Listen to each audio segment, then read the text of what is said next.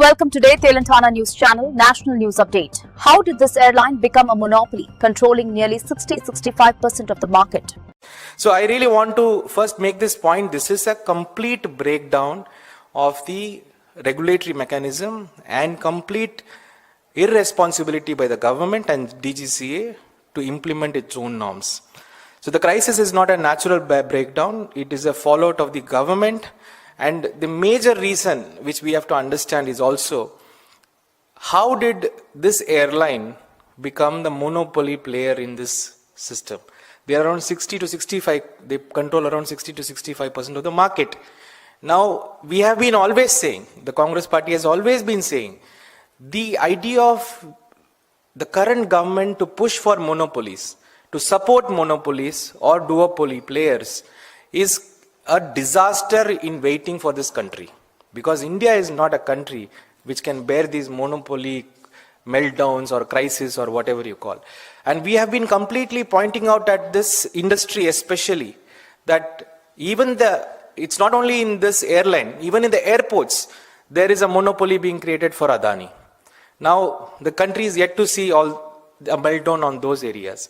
So the party also wants to highlight this continuous trend from this government to break market freedom and market equity, and to push for some monopoly players just because they have been friends with them in some way or the other. Now, for example, if you take this group, especially Indigo, and